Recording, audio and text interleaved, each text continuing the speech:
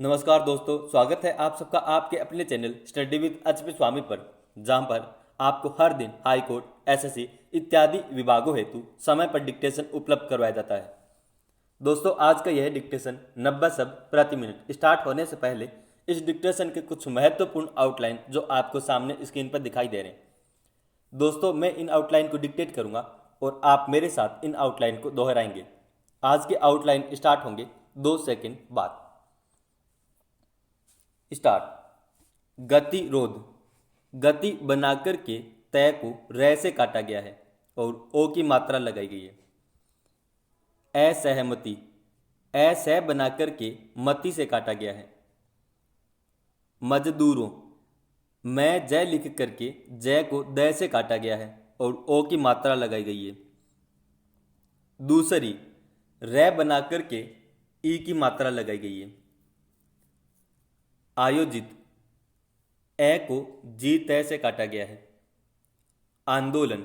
आ the बनाकर के the को ल से काटा गया है। समाधान। स को धान से काटा गया है। वाला। पहले शब्द के नीचे वह बनाया गया है।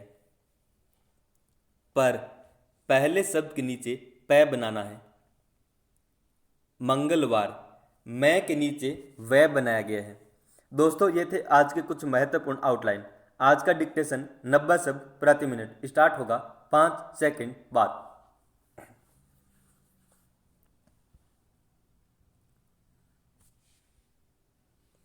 स्टार्ट। नए कृषि कानूनों के विरोध में किसान संगठनों की ओर से खड़े आंदोलन के शुरुआती दौर में सरकार के साथ बातचीत के जैसे दौर चल रहे थे, उससे उम्मीद बंधी थी कि दोनों पक्ष किसी हल तक नहीं पहुंचेंगे। हालांकि किसानों और सरकार के बीच हुई तमाम बैठकों का कोई नतीजा नहीं निकला। फिर भी उम्मीद का सिरा इसी पर टिका था कि इस तरह के किसी भी गतिरोध को खत्म करने के लिए बातचीत की आखिरी रास्ता होता है। आंदोलन के बिंदुओं पर सरकार और किसान आंदोलन के प्रतिनिधियों के बीच असहमति के बावजूद जब तक दोनों पक्षों के बीच हल तक पहुंचने के लिए बैठकें चल रही थीं, तब तक किसी समाधान पर पहुंचने की संभावना बनी रही। लेकिन अब स्थिति यह बन चुकी है कि सरकार और किसान अपने अपने पक्ष को सही बता रहे हैं और बातचीत तक रुक गई है। एक और किसान संगठन तीनों कृषि कानूनों को समूची खेती किसानी से लेकर गरीबों और मजदूरों के जीवन पर बेहद नकारात्मक असर डालने वाला बता रहे हैं, तो दूसरी ओर सरकार इसे किसानों के फायदे में बता रही है। अगर दोनों ही पक्ष अपने तर्कों को लेकर सही हैं, तो ऐसा क्यों है कि एक ठोस हल तक पहुंचने पर सहमति नहीं बन पा रही है। ऐसे में स्वाभाविक ही आंदोलन को लेकर एक बड़ा गतिरोध खड़ा हो गया है और निश्चित तौर पर यह सबके लिए चिंता का विषय है। खास तौर पर सरकार के साथ वार्ता का क्रम टूटने के बाद किसान नेताओं ने जिस तरह आंदोलन को विस्तारित करने की योजना पर काम शुरू कर दिया है, उसका असर साफ देखा जा रहा है। पंजाब, हरियाणा, राजस्थान आदि राज्यों के अलग अलग इलाकों में आयोजित किसान महापंचायतें और उसमें शामिल होने वाले लोगों की तादाद यह बताने के लिए काफ़ी है कि दिल्ली की सीमाओं पर केंद्रित आंदोलन जब धीरे धीरे कई राज्यों के स्थानीय इलाकों तक फैल रहा है।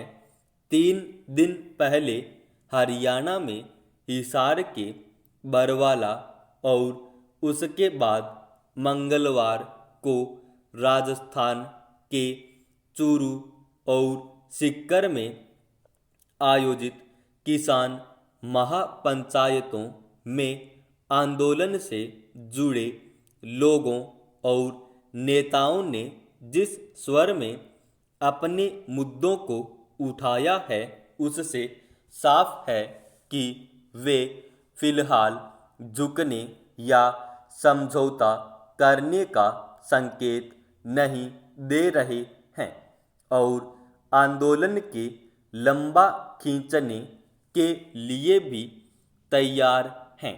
अंदाजा इससे लगाया जा सकता है कि आंदोलन का नेतृत्व समूह किसानों के दायरे से आगे बढ़ रहा है।